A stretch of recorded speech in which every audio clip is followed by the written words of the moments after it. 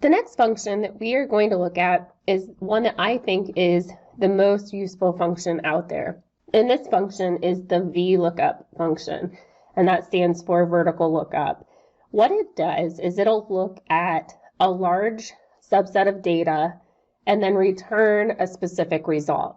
So for example, if we look at this spreadsheet, I have a list of 150 or so employees, and then I have their salary on here too.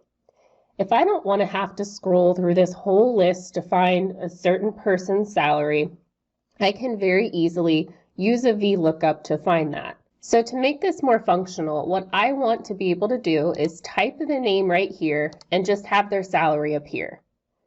And so in this cell that I have salary, that's where I'll use the VLOOKUP function. To write the VLOOKUP function, you always start with the equal sign and then the name of the function, which is VLOOKUP. And then we put our left parenthesis. There are 4 things that you have to put in this function. The first one is the search key. What is it looking for? Then we have to tell it where to look, so the range that contains this data. Then we tell it which column we want it to return. And we count our columns. A would be 1, B would be 2, C would be 3. If our range starts at C, C would be 1, D would be 2, E would be 3, etc. And then the last thing that we include is either true or false. We almost always use false.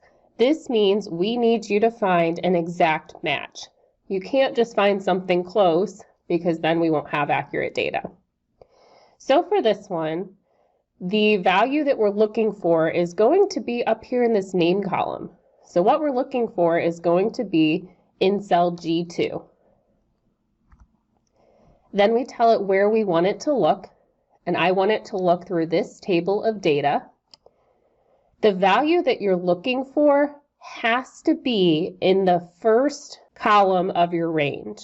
Then we tell it how many columns to go over. Well, I want it to find a person and then tell me the salary. So I have to count how many columns over salary is. So A1, B2, C would be 3, D is 4. So I want it to return what's in column 4 of the range I selected. And then because I want an exact result, I'm going to type false at the end. Now I can press enter. Right now there is nothing in cell G2, so it's saying NA. But as soon as I put something in here, it'll return the result. So let's look for Max Berry. And it tells me Max's salary. Now if I were to have a typo in here, I would still get that NA result. You have to be exact with what you're typing.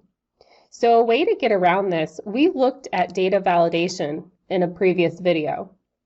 I can use data validation in this cell to easily make sure I'm typing in the correct name. So if you remember, we go up to data and then data validation. So when my data validation comes up, I want to choose list from a range. And my range is going to be all the employee names here. And if I know I might add more, I may scroll down just a little bit further for further additions. Then I click OK.